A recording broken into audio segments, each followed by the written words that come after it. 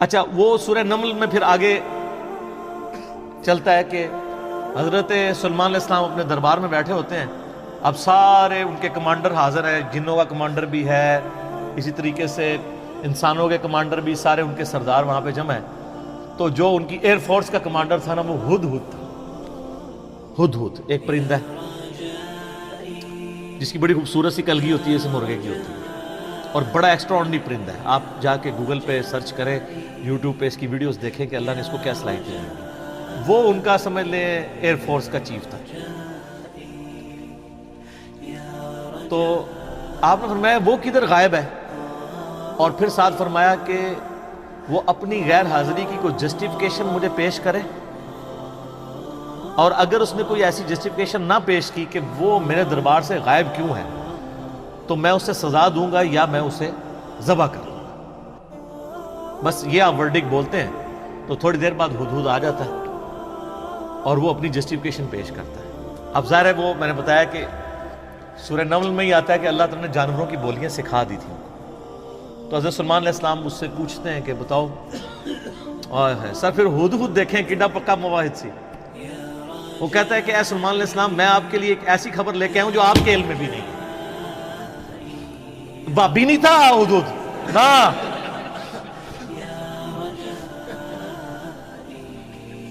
اچھا، سلیمان علیہ السلام نے کہا کیا خبر لے کے آیا ہوں؟ ان کا میں ایک ایسی قوم کے پاس سے آیا ہوں کہ جن کی حکمران ایک ملکہ ہے، عورت، اور اس کا بہت بڑا ایک عرش یعنی اس کا تخت ہے جس پہ وہ بیٹھتی ہے.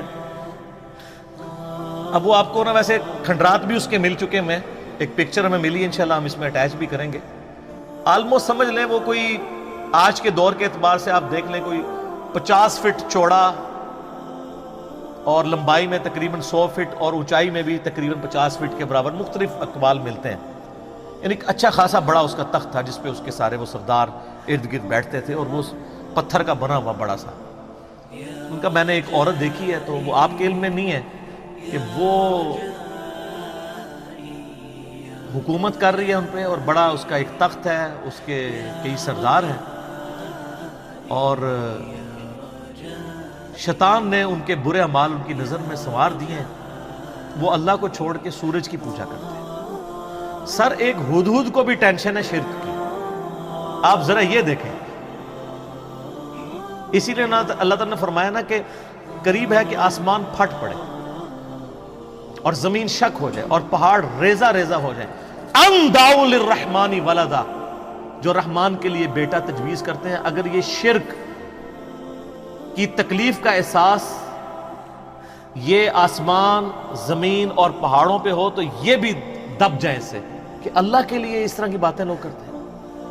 تو اور پھر وہ کہتا ہے کہ اب ہدہد کی بھی آپ تقریر دیکھیں جناب، کہ شیطان نے برے اعمال ان کی نظروں میں سنوار دی ہیں، اللہ کو چھوڑ کے وہ سورج کی پوجا کر رہے ہیں، حالانکہ عظمت اس اللہ کی ہے جو زمین و آسمان کا مالک ہے.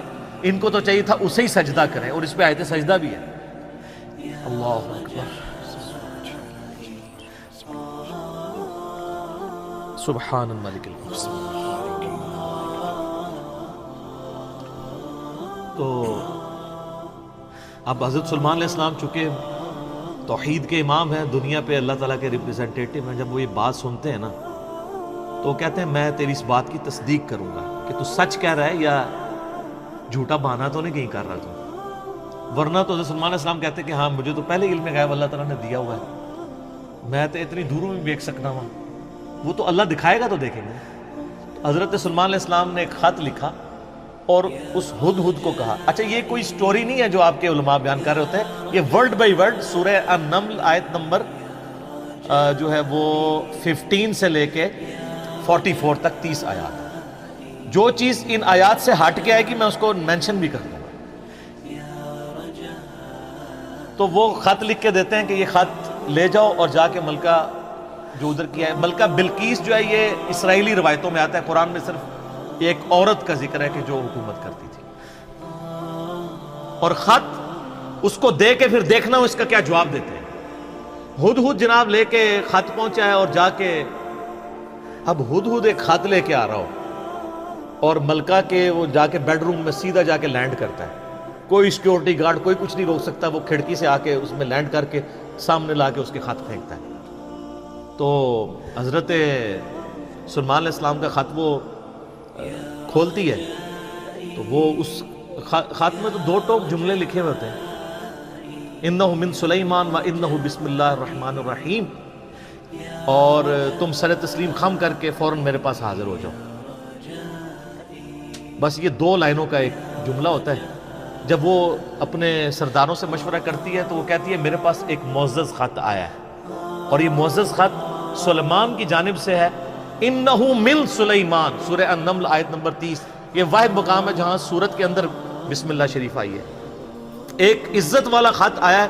عزت والا وہ اس لیے کہتی ہے، وہ اس کو پتہ چل گیا کہ غیر معمولی بندہ ہے کہ ہد جس کا خط لے کے آ رہا ہے میرے پاس، تو ظاہر ہے یہ کوالٹی تو اس کے پاس نہیں تھی کہ یہ کوئی کتنا بڑا بادشاہ ہے کہ جس کو اللہ نے یہ حکومت دی ہے کہ جانوروں پہ بھی اس کی حکومت ہے۔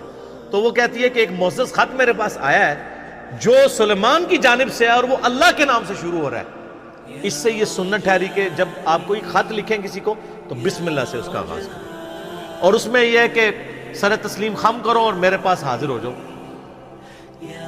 تو وہ اپنے سرداروں سے کہتی ہے کہ میں تمہیں پتہ ہے کہ میں کوئی کام اس وقت تک نہیں کرتی جب تک کہ میں مشورہ نہ کر لوں، ہر معاملے میں تم سے میں مشورہ کرتی ہوں۔ قوم سبا کی وہ ملکہ تھی، تو مجھے بتاؤ تم مجھے کیا مشورہ۔ تو سردار تو آپ کو پتہ ہے جو ان کی تو ایک خاص جنگجو نیچر ہوتی ہے، انہوں نے کہا ہم تو بڑے طاقتور ہیں، بڑے زور آور ہیں، ہم ہر طرح کے بادشاہ کا مقابلہ کر سکتے ہیں، آپ ہمیں حکم دیں، دیکھی جائے گی۔ لیکن وہ تو سمجھدار ہوتی ہے نا، جس میں مجھے بھی آگے لوگ پھونک چڑھا رہے ہوتے ہیں، لیکن جو بندہ ڈرائیونگ سیٹ پہ بیٹھا ہوتا ہے اس کو پتہ ہوتا ہے کہ کام کو کس حکمت سے لے کے چلنا ہے۔ تو وہ ملکہ کہتی ہے کہ اس کو تو اندازہ ہو گیا کہ یہ کوئی عام بندہ نہیں ہے، ان کی ساری پھوپھا نکال دے گا وہ۔ تو وہ کہتے ہیں کہ وہ ملکہ آگے کہتی ہے، اس کے الفاظ اللہ تعالیٰ نے نقل کیے، وہ کہتی ہے کہ یاد رکھنا بادشاہ جب کسی ملک میں داخل ہوتے ہیں نا تو وہاں کے شرفاء کو ذلیل کر دیتے ہیں، تو یعنی یہ جو ہمارے پاس ملک ہے یہ بھی ہمارا چھین جائے گا، ہم میں یہ طاقت نہیں کہ ہم اس شخص کا مقابلہ کر سکیں۔ یہاں پہ بھی آپ دیکھ لیں انگریزوں نے یہی کیا ہے نا، جب انگریز یہاں حکومت میں ہے نا، سب سے زیادہ ذلیل انہوں نے کیا ہے خاندان مغلیہ کو، اس لیے کہ وہ یہاں پہ رولرز تھے، تو انہوں نے کہا پہلے تو جناب ان کو اتنا ذلیل کرو نا، کیونکہ ان کے اندر جراثیم موجود ہیں حکومت کرنے کے، ان کو تو ذلیل و خوار کرو۔ تو وہ ملکہ کی بات یونیورسل ٹروتھ اللہ نے نقل کیا کہ جب بادشاہ داخل ہوتے ہیں تو وہاں کے شرفاء پھر سب سے پہلے وہ ذلیل ہوتے ہیں۔ تو وہ کہتی ہے کہ اس میں جلدی نہیں ہمیں کرنی چاہیے، میں سلیمان کو نا کچھ گفٹ بھیجتی ہوں اور میں دیکھتی ہوں کہ اس کے رسپانس میں وہ کیا کرتا ہے، تو پتہ چل جائے گا کہ وہ واقعی ایک دنیا دار بادشاہ ہے یا اللہ کا ریپریزنٹیٹیو ہے۔ یہ اس نے چیک پوائنٹ رکھا کہ اگر دنیاوی بادشاہ ہوا تو دنیاوی بادشاہ پرانے زمانوں میں دوسرے ملکوں پہ کیوں حملہ کرتے تھے؟ تاکہ ان سے ان کی دولت ہتھیائیں۔ تو اگر ہم جزیہ دینے پہ آمادہ ہو جائیں اور سالانہ ہم ایک رقم مقرر کر لیں گے اتنا آپ کو ٹیکس یا جزیہ دیا کریں گے تو وہ ٹل جائے گا، تو وہ بڑے زیادہ تحائف دے کے نا ایلچی روانہ کرتی ہے سلیمان علیہ السلام کے پاس، اور وہاں پہ سلیمان علیہ السلام کے پاس جب وہ ایلچی پہنچتے ہیں تو سلیمان علیہ السلام تو اسٹریٹ فارورڈ ان کو جواب دیتے ہیں کہ مجھے جو کچھ اللہ نے دیا ہے تمہاری یہ دنیا کی حقیر دولت اس کے مقابلے میں کچھ نہیں ہے، مجھے تو اللہ نے کیا حکومت دی ہوئی ہے۔ ٹھیک ہے، تو بلکہ سورہ نمل میں اللہ تعالیٰ نے ان کی دعا بھی نقل کی ہے۔ سلیمان علیہ السلام کہتے ہیں اللہ مجھے ایسی حکومت دینا جو میرے بعد پھر کسی کو نہ ملے، اور انسانی تاریخ میں سلیمان علیہ السلام سے بڑا بادشاہ نہ ان سے پہلے کو گزرا ہے نہ بعد میں جس کو اس لیول کی اللہ تعالیٰ نے حکومت دی ہو۔ تو وہاں پہ جب ایلچی پہنچتے ہیں تو وہ ان کو اسٹریٹ فارورڈ جواب دیتے ہیں اور ان کو واپس کر دیتے ہیں کہ جاؤ اور اپنی ملکہ کو بتا دینا کہ اب ہم وہ لشکر لے کے آئیں گے جس کی تاب تمہارے لشکر نہیں رکھ سکتے، انتظار کرو ہمارا۔ تو وہاں سے چلے جاتے ہیں، وہ تو چلے جاتے ہیں، اور سلیمان علیہ السلام کو پتہ ہوتا ہے کہ وہ مطیع ہو کے ہی آئے گی، کیونکہ وہ سمجھ گئے ہوتے ہیں کہ اس نے یہ جو ڈیسیژن کیا ہے وہ کیوں کیا ہے۔ اب یہ فاصلہ آلموسٹ 2000 کلومیٹر کا ہے۔ قوم سبا آباد تھی یمن میں، اور حضرت سلیمان علیہ السلام یروشلم میں بیٹھے ہوئے تھے، بیت المقدس ایلیا شام کے اندر۔ آلموسٹ 2000 کلومیٹر کا یہ فاصلہ ہے۔ تو آپ سمجھ لیں یہ فاصلہ طے کرنے کے لیے بھی 40 سے 50 دن پیدل چاہیے. تو سلیمان علیہ السلام جب ان کو واپس کرتے ہیں، وہاں پہ جب واپس خط پہنچتا ہے تو ظاہر ہے ملکہ تو پہلے ہی اس کو سمجھ آ گئی ہوتی ہے کہ کوئی عام بندہ نہیں ہے. تو ملکہ یہ ڈیسائیڈ کرتی ہے کہ میں خود سلیمان کے پاس جاؤں گی، کیونکہ اس خط میں پہلے میں کیا لکھا تھا کہ موتی ہو کے میرے پاس حاضر ہو. سر یہ بادشاہت کا آپ لیول دیکھیں کہ دوسرا بادشاہ جنگ بھی نہیں کرنی پڑ رہی، سیدھا وہ خود حاضر ہو رہے ہیں. خیر اس بات کو کچھ عرصہ گزر جاتا ہے. جب اس کا لشکر آنے کے 3-4 دن یا کچھ دن باقی رہ جاتے ہیں نا، تو سلیمان علیہ السلام اپنی مجلس میں بیٹھے ہوتے ہیں. تو سلیمان علیہ السلام اپنے درباریوں سے کہتے ہیں کہ وہ جو بلقیس ہے وہ موتی ہو کے میرے پاس آنے والی ہے. ان کو پتہ ہے، فیڈ بیک مل جاتی ہے، اللہ تعالیٰ نے وحی کے ذریعے آگاہ کر دیا. تو پھر وہ ایک گفتگو کرتے ہیں وہاں پہ، جہاں پہ وہ تخت بلقیس کا ذکر ہے. اور آصف بن برقیہ کا نام قرآن میں نہیں ہے، یہ اسرائیلی روایتوں میں. وہ سورۃ النمل کی آیت نمبر ہے 30. اعوذ باللہ من الشیطان الرجیم، بسم اللہ الرحمن الرحیم. بلکہ آیت نمبر 30 میں تو وہ یہ آگی 38 نمبر سے آن ورڈ. 30 تو پہلے گزر چکی نا، انہ من سلیمان و انہ بسم اللہ الرحمن الرحیم. یہ آیت نمبر ہے 38. قال یا ایھا الملأ ایکم یأتینی بعرشها قبل ان یأتونی مسلمین. حضرت سلیمان علیہ السلام کہتے ہیں اے میرے سردارو، جو میرے ساتھ اٹیچ لوگ ہو، تم میں سے کون ہے کہ جو مجھے اس ملکہ کا تخت لا کر دے اس سے پہلے کہ وہ سر تسلیم خم کرتی ہوئی میرے پاس حاضر ہو جائے؟ کون ہے کہ جو ایسا کرے؟ قال عفریت من الجن. تو ایک بڑا دیو ہیکل جن کہتا ہے انا آتیک بہ قبل ان تقوم من مقامک، کہ میں آپ کی اس محفل برخاست ہونے سے پہلے 3-4 گھنٹے کی جو بھی آپ کی مجلس ہوتی ہے، مجلس ختم ہونے سے پہلے میں وہ تخت آپ کو یہاں پہ لا دوں گا. انبلیویبل چیز ہے.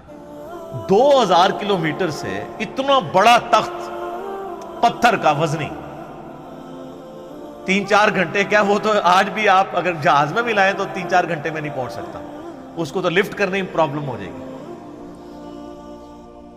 وَإِنِّي عَلَيْهِ لَقَوِيٌّ أَمِينٌ، اور میں اس کے اوپر امانت دار بھی ہوں، میں پوری رسپانسبلٹی سے یہ کام کروں گا، اور میں طاقت بھی مجھے اللہ نے دی ہے. جنات کو اللہ نے بہت طاقت دی ہوئی ہے. تو حضرت سلیمان علیہ السلام یعنی ایگری نہیں کرتے اس مسئلے میں. تو پھر ایک اور شخص، قال الذی عنده علم من الکتاب، وہاں ایک شخص بیٹھا ہوتا ہے جس کے پاس کتاب میں سے علم ہوتا ہے. وہ کہتا ہے انا آتیک بہ قبل ان یرتد الیک طرفک، میں اس تخت کو آپ کے سامنے حاضر کر دوں گا آپ کی آنکھ جھپکنے سے پہلے. فریکشنز آف سیکنڈ میں لے آؤں گا. ہمارے لیے تو وہی ہضم کرنا مشکل ہے، تو یہ تو خیر بہت بڑی چیز ہے. تو یہ اس نے دعویٰ کیا، بس یہ دعویٰ کرنے کی دیر تھی اور وہ لے بھی آیا تھا. فَلَمَّا رَآهُ مُسْتَقِرًّا عِندَهُ، تو حضرت سلیمان علیہ السلام نے جب وہ تخت وہاں پر آیا ہوا دیکھا، قَالَ هَذَا مِن فَضْلِ رَبِّي. اور انہوں نے کیا حضور کڈے پہنچے بزرگ کو، کیا بات ہے، کیا صاحب کرامت ہو. نہیں، اومٹ کر، ان کا یہ میرے رب کا فضل ہے. ہذا من فضل ربی. آپ لکھتے ہیں نگاہ مرشد سے، ماں باپ کی دعا سے، اور پیغمبر کا کہتا ہے ہذا من فضل ربی، یہ تو میرے رب کا فضل ہے. کیوں ہے فضل؟ لیبلونی اشکر ام اکفر، تاکہ وہ مجھے آزمائے کہ میں اس کا شکر گزار بنتا ہوں یا نہ شکرا. یہ سر توحید ہے. ومن شکر فانما یشکر لنفسہ، اور جو کوئی اللہ کا شکر کرے گا تو وہ بھی اپنے نفس کی خاطر ہی کر رہا ہوگا، اللہ کو کوئی پرواہ نہیں. ومن کفر، اور جو کوئی اللہ کی ناشکری کرے، فإن ربی غنی کریم، تو میرا رب تو غنی ہے، کریم ہے، اسے کسی کی پرواہ ہی نہیں ہے. ھذا من فضل ربی۔ اچھا اس کے بعد پھر آتا ہے کہ وہ ملکہ جب آئی، حضرت سلیمان علیہ السلام نے کہا کہ نا اس تخت کی حیت بدل دو، ڈیزائننگ اس کی تھوڑی سی چینج کر دو، جو اس کے اوپر کوئی پھول بوٹے لگے ہوئے تھے تھوڑا سا اسے ٹیمپر کرو، اور میں دیکھوں گا کہ وہ پہچانتی ہے اپنے تخت کو نہیں کہ نہیں پہچانتی۔ تو وہ پھر ملکہ وہاں پہ آ پہنچتی ہے، تو سلیمان علیہ السلام اسے ریسیو کرتے ہیں اور کہتے ہیں اس تخت کے بارے میں تیرا کیا خیال ہے؟ تو وہ بڑی سمجھدار ہوتی ہے، تو وہ کہتی ہے یہ تو لگتا ہے کہ یہ میرے تخت ہی ہے، اس کی مثل مجھے لگ رہا ہے بلکہ شاید وہی ہے۔ تو یہ اس کی سمجھداری کا بھی ثبوت ہے کہ وہ اس کو ٹیمپرڈ فارم میں بھی پہچان لیتی ہے، اور یہ اس کو دوسرا میسج مل جاتا ہے انہوں نے کیا لڑنا ہے، اس نے کہاں سے لڑنا ہے۔ وہ تو یہ بھی نہیں تھی ایکسپیکٹ کر سکتی کہ 4 مہینے میں بھی کوئی اٹھا کے یہاں لا سکے، ابھی تو اس کو یہ پتہ ہی نہیں تھا، یہ تو ایسے آیا ہوا ہے۔ تو پھر سلیمان علیہ السلام اسے اپنے جو ٹیمپل ہے نا اس کی بھی تھوڑی جھلک کرواتے ہیں۔ آگے ایک محل میں جب لے کے آتے ہیں کمرے میں، تو اس میں ایسے شیشے جڑے ہوئے ہوتے ہیں کہ وہ گویا دیکھنے میں تالاب محسوس ہو رہا ہوتا ہے۔ تو جب اس پہ پاؤں رکھنے لگتی ہے وہ سمجھتی ہے شاید پانی والا تالاب ہے، تو وہ اپنے جو تہمد ہے یا جو بھی اس نے کپڑے پہنے ہوتے ہیں وہ تھوڑی سی اٹھا لیتی ہے، اس کی پنڈلیاں بھی ننگی ہو جاتی ہیں، وہ سمجھتی ہے پانی ہے، وہ پانی نہیں ہوتا، تو وہ امپریس ہوتی ہے۔ اور پھر وہ وہاں پہ کہتی ہے کہ میں سلیمان کے ساتھ اپنے رب کے سامنے سر تسلیم خم کرتی ہوں، جو میں شرک کرتی رہی میں اللہ کی طرف رجوع لاتی ہوں، اور وہ اسلام قبول کرتی ہے۔ باقی اسرائیلی روایتوں میں پھر ملتا ہے کہ سلیمان علیہ السلام کا نکاح اس کے ساتھ ہوتا ہے۔ قرآن نے اس چیز کو ایڈریس نہیں کیا، قرآن تو بس کنکلوڈ اس پہ کرتا ہے کہ وہ مسلمان ہو جاتے ہیں، نہ وہ بریلوی ہوتی ہے، نہ دیوبندی ہوتی ہے، نہ اہل حدیث ہوتی ہے، نہ شیعہ ہوتی ہے، بلکہ مسلمان ہو جاتی ہے۔ اور آپ یہ الفاظ دیکھیں جناب، مسلمان مسلمان ہی ہیں ہر طرف۔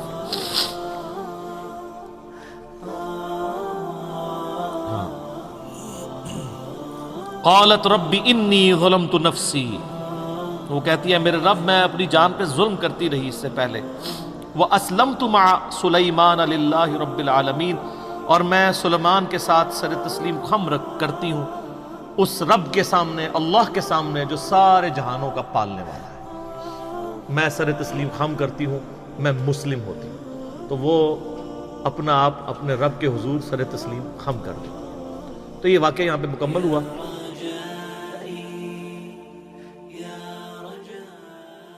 اب وہ یہ کہتے ہیں جناب کہ جی وہ انہوں نے فکر لگ، اچھا اس سے تو توحید اخذ کرنی چاہیے تھی، یہ چکر میں پڑ کے وہ کہتے ہیں وہ بندہ لبو کیڑا جی جنہیں اینج کر کے تخت لے کے آئے۔ وہ بندہ اگر امپورٹنٹ ہوتا نا تو اللہ تعالیٰ اس کی تعریف وہاں پہ بیان کرتا۔